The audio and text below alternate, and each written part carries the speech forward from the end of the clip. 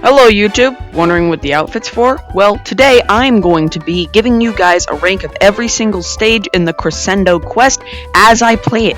You will be seeing gameplay footage followed by voiceovers which put every single level on a high quality tier list. Let's get into it!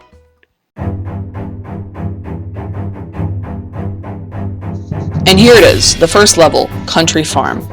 Now, in full honesty, this level is a little difficult for the first one, but I feel like that's the way it's supposed to be. It introduces you to all the enemies and, important mechanics of what's going to be going on in the rest of the level. The spawns of the maids I'm not really a huge fan of, though. They're not very easy to get. Typically, if they're in the middle of throwing bones and you're going up the stairs, you're going to die. That goes for all three of the maid spawns at the beginning of the level. As for the spawns at the end of the level, you can always use the whip to knock down the platform that the first maid is on, but the swooping bats being so in front of where you'd usually be standing wouldn't be good for a player that's never gone on Crescendo before. So, in terms of how good the level itself is, I would probably give it something like an A rank. But, because it's the first level and it's supposed to introduce you to everything that goes on in the game, I'm going to have to give this level a C.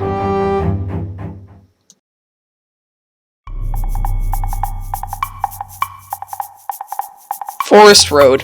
While this level looks aesthetically pleasing, and it's the only level in any quest to have you fight in a moving vehicle, it's an absolute nightmare to play. Remember, I'm ranking these levels not in terms of difficulty, but rather how fun the level is, and this one just isn't fun at all. It's super stimulating to be in such a small, cramped area, and it doesn't help that they included swoopers and barrel wolves in this level. All in all, while it's really fun to look at, and it's a great level in concept, it's really stressful to go about playing, and I'm gonna have to give Forest Road a D rank.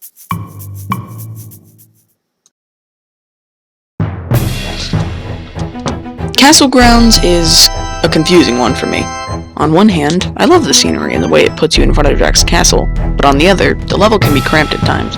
Like when you go into the corner with the 3 chests, several barrel wolves immediately spawn, and it's difficult to fight them in such a narrow area. Same could be said for the section of the stage where you battle the enemies on a stone bridge. However, taking into account the door you ripped down, the chest spawns, and all the other good things this level offers, it makes it a tough decision where to rank it. Weighing the good and bad, I'm going to give Castle Grounds a B rank.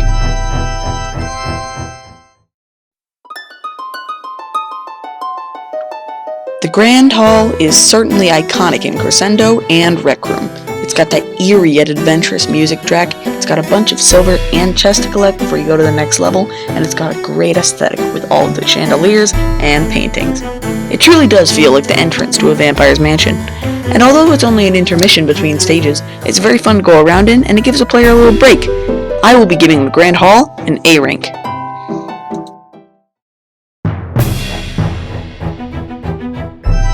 When it comes to art, obviously the gallery will be pretty top tier.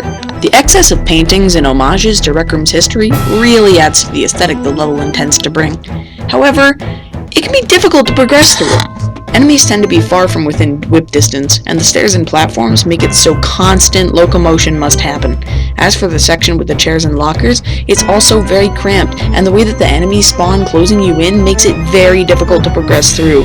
And then the hallway leading to the mini-boss room is also very cramped, and it's rigged with enemy spawn points. Not to mention, the mini-boss room itself is way too small to handle an enemy as big as the maid boss. All in all, it's just not that fun to play through. I'm going to give the gallery an E rank.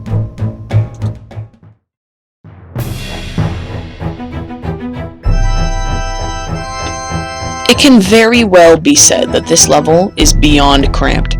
With short hallways, constant obstacles, and spawn points in every direction, it's not exactly a cakewalk. However, it has its benefits. For example, the many secrets hidden in the form of buttons disguised as books really adds to the mystery of this level, and the idea of unlocking such secrets is a super unique idea in quests. The mini-boss area, however, doesn't have these secrets, and faces the same problems as the rest of the level. It just has too many spawn points. It's phenomenally difficult to dodge the boss's bullets while also taking care of the smaller enemies that spawn in every direction. When considering good and bad, I'm gonna have to give the Chamber of Knowledge a C rank.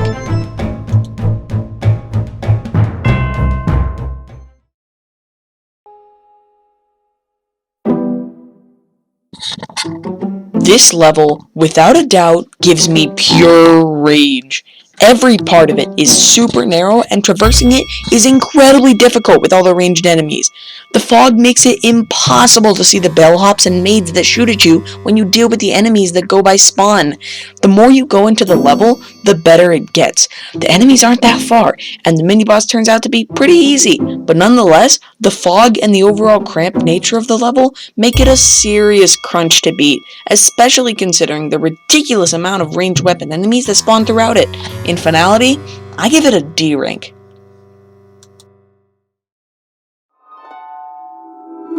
This level is one of, if not the hardest level in any quest, sheerly because of the fact that the enemies just don't stop spawning, and the last section is a super narrow area full of parkour. The bad boss is probably the easiest to beat in Crescendo, but the amount of enemies in the ballroom is crushing. The endless spawns of bellhops and maids that you have to snipe down while also dealing with the ground enemies in such a narrow area is so difficult. When I was recording this, it took a whole 8 minutes just to clear the inverted ballroom, and my friend and I had 4 ranged weapons on us. On the other hand, in terms of fun, this level is amazing. The aesthetic alone is enough to sell me, but the parkour and spikes make it a high-paced level that truly does feel like a quest to beat. In the end, I'm gonna have to give the ballroom an A+ rank.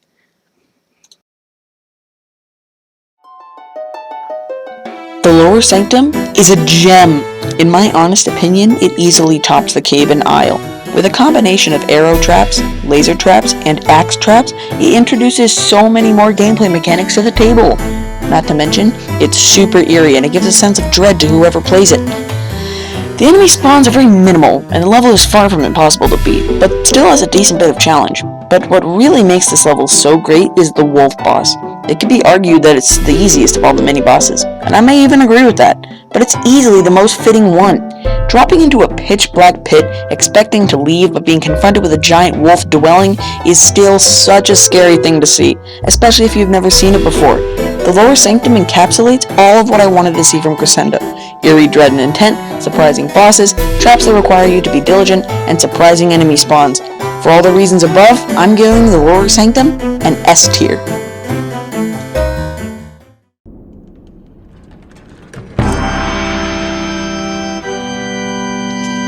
The concert hall, more commonly referred to as the Dracula stage, is, in my honest opinion, the best boss stage in any quest, mainly because of all the unique trials you have to endure to vanquish Dracula. In every other quest boss, all you need to do is just shoot the boss and eventually they die, but Dracula is different. Not only does he teleport around all corners of the map, but you need to aim a mirror at him to destroy him. He's the only boss with both a long-range attack and a short-range attack. And every time you hit him, he splits into many tiny bats, and you have to find and kill the one that's actually him. The enemy spawns and cramped nature of the level can be a little tricky to deal with, but narrowing it down, this level is a total blast to progress through, and it makes the prior journey worth it. So, because of all of this, and because it just feels fitting, I'm giving the concert hall an S rank. Alright, thank you everybody for watching my tier list of all of the levels in Crescendo of the Blood Moon. Thank you to AJ for helping me beat it. We died a few times, we got S rank, but it was overall a super fun experience, and I'm glad I was able to make this video. Give me your opinions in the comments, tell me what you agree and disagree with, and have a good day.